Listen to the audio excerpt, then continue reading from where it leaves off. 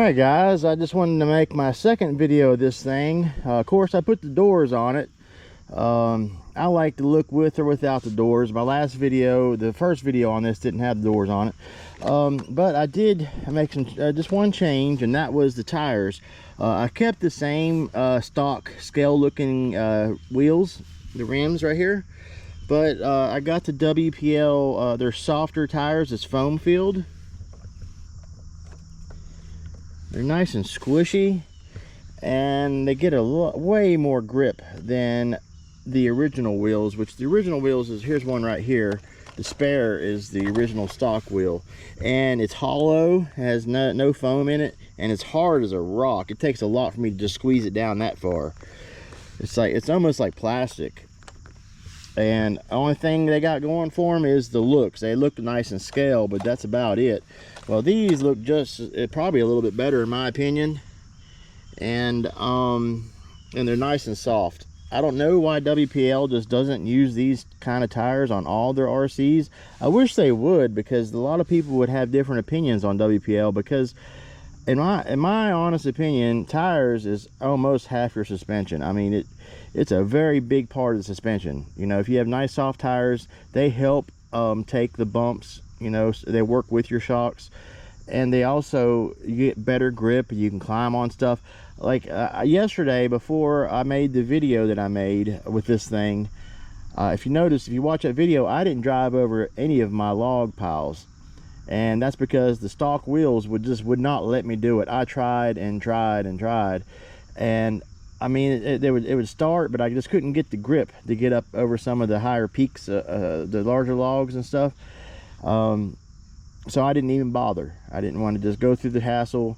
And so you've seen this run. I went over the two big piles at the beginning of the video with no issues at all. Of course, I went nice and slow just to make sure I wouldn't have no problems. And it seems to be running really nice. I really like the WPL 370 motor and their single speed transmission. That is just a really awesome setup, and on 3S it runs so smooth. You know, it's got the nice wheel speed for trailing, but it also has the slow speed control for crawling and stuff. I really like it. This thing can really become something really cool now that I got that on there. And if you didn't watch my first video, I installed a Hobbywing 1060 on this. I overlooked the wire mess. I haven't got them all cleaned up yet. Put a Hobbywing 1060, and then I got an Ovonic 500 milliamp hour 35C 3S battery right there. Got it held on with that really strong Velcro. I mean, it really grips it. And then of course I have a DumboRC receiver and controller. And once I did that, it just made that. And then of course let me flip it over here. Oh, the single speed transmission that WPL makes, and the 370 motor. And of course I changed and got the aluminum drive shafts for this, or metal, some kind of metal. I think it's aluminum, which that really helps too. But like I showed yesterday, let me get the controller. I got this DumboRC controller. I was sliding around like it's on ice. That roof is so slick. There we go. It's got counter rotating drive shafts. See, the one rolls one way, one spins the opposite way, and that narrows down the torque twist.